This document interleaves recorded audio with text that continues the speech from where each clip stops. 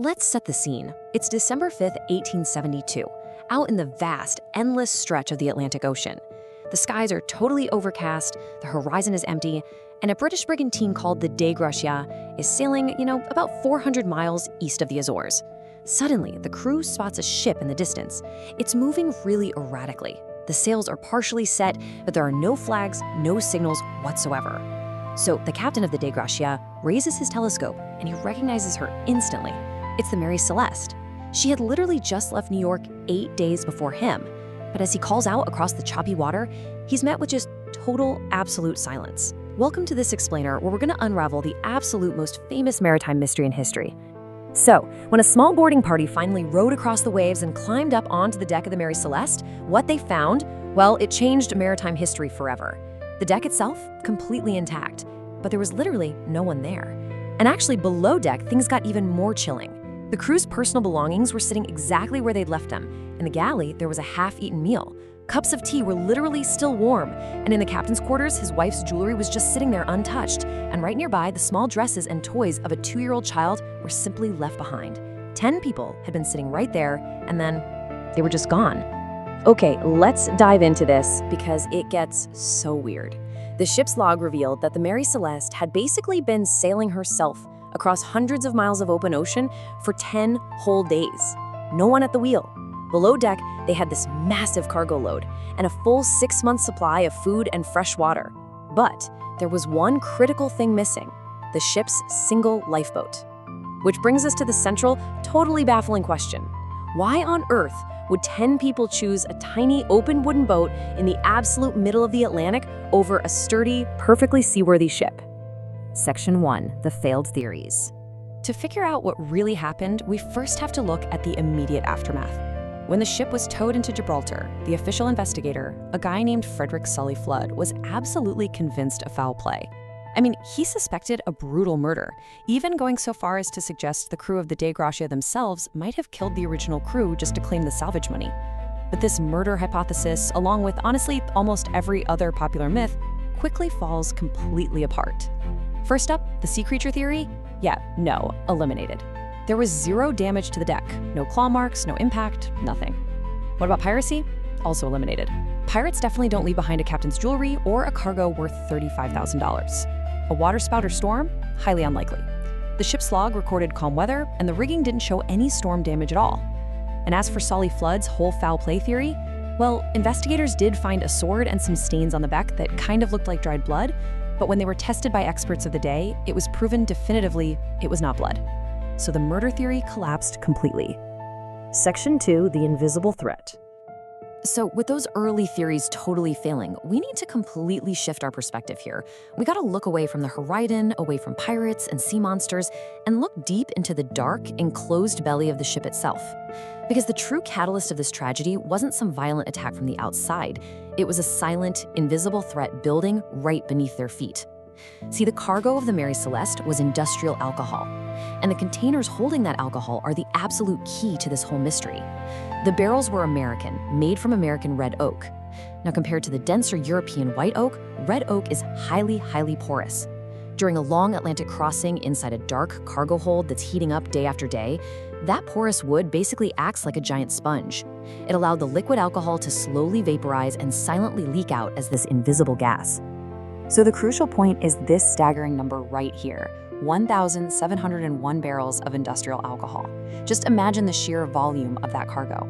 Day by day, hour by hour, this invisible, highly flammable vapor is just rising from those porous barrels, completely filling the enclosed space of the ship's hold. Section 3, the captain's final choice. To truly grasp what happened next, we have to put ourselves directly into the shoes of the man in charge, Captain Benjamin Briggs. Now, Briggs was highly rational, highly respected, and he absolutely did not panic. The man had 15 years of rigorous maritime experience. He'd sailed through brutal storms and survived incredibly harsh conditions. Let's map out the terrifying, claustrophobic reality of his final hours. It's essentially a ticking clock. The vapor is building silently in the heat. Captain Briggs, likely sensing something is off, or maybe he literally smelled the intense fumes, orders his crew to inspect the cargo hold.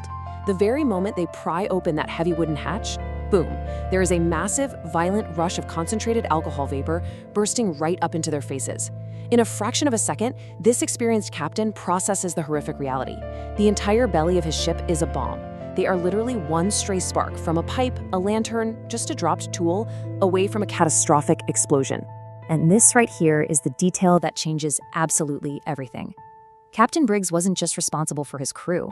His wife and his 2-year-old baby girl were standing right there on the deck. Suddenly, this isn't just a captain trying to save a massive maritime asset. This is a terrified father desperately calculating how to keep his family from being blown to pieces in the middle of the ocean. Now, what's really interesting about this slide is that Briggs never intended to abandon his ship permanently. He formulates this highly logical, albeit desperate, plan to just buy them some time.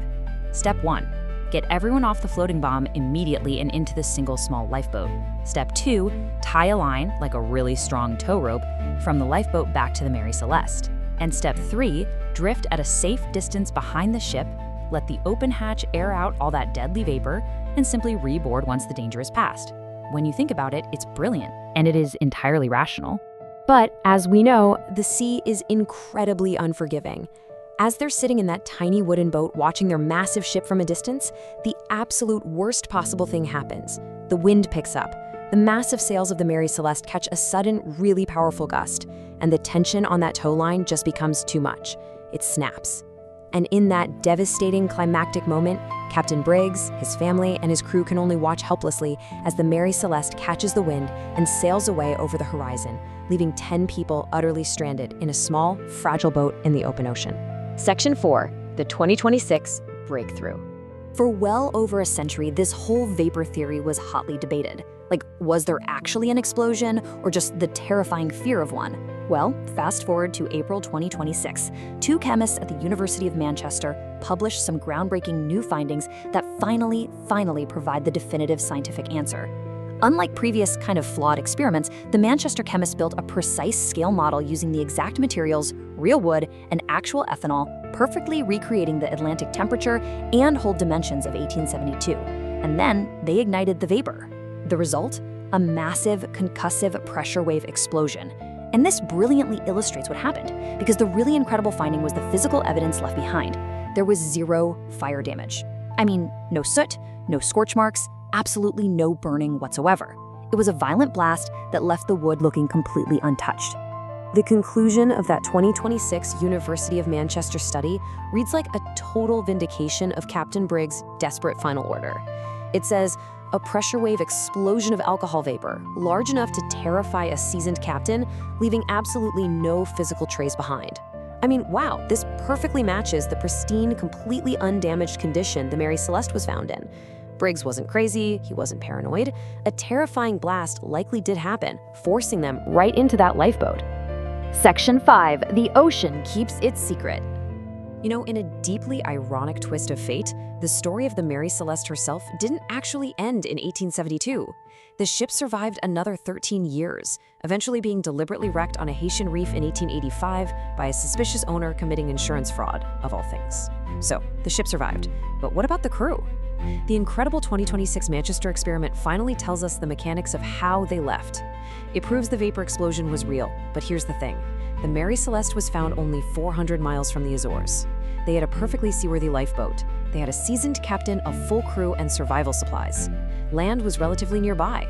So why did all 10 people die? No bodies were ever recovered. Not a single piece of wreckage from that little lifeboat was ever found. The science has finally solved the mystery of the ship, but the total, sudden disappearance of those 10 human beings remains an unsolved, completely heartbreaking tragedy. Where did they go?